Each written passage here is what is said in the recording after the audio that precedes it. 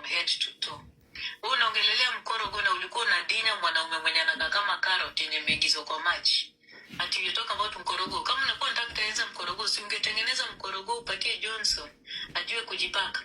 So ulikuwa unatombana na Johnson mwenye hata ungeweza kuona hiyo mboro yake juu mkorogo iko imepitia kwa mboro. Ndio maana asubuhi kutoka ya takataka mwenye nimekutana naye kwa TikTok nianze kutukanana na wanawake wenzangu hapa.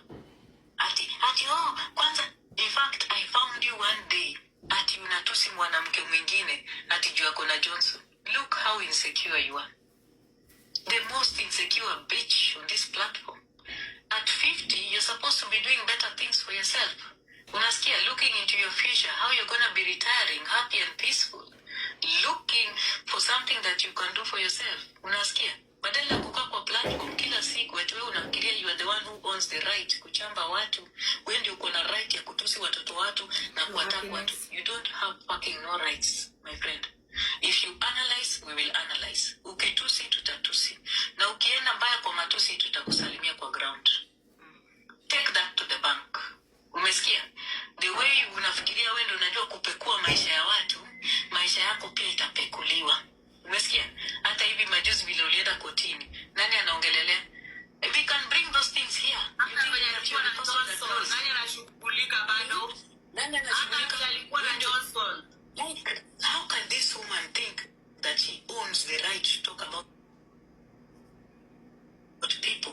Ati mwanamke takataka ako hapa anasema ati Diana Ross alikuwa anaomba pesa ya chakula na alikuwa hapa kwa platform akiweka wanawake wake wako kama wenda wazimu wamebaki wanalala kwa live wakimwombea pesa ya fruits na hata hakukuwa mgonjwa. Aliweka kina Tiffy maskini amekaa kwa live anaomba pesa ya fruits. Guys, changeni. Ameweka kina Tiffy na ule shetani mwingine sijui kina Time wanamuombea pesa using fellow women to beg for you, to give you money. Unasikia? Unafikiria tujui what you're going through in court, my friend? We can bring everything here. Peupe ndio watu wajue pali kesi yako imefika. Na uchunge. Haya, ati unafikiria uko connected in Kenya. My dear, listen. The fact that people have chosen to just be quiet, usifikirie sisi ni wajinga. We can choose peace and silence, not because we cannot talk, because we don't want to engage you. Umesikia?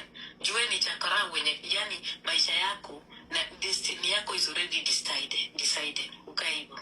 Because let me tell you, Mwakiu, because of everything you did right from Facebook till today, you will never have any peace. You will never thrive.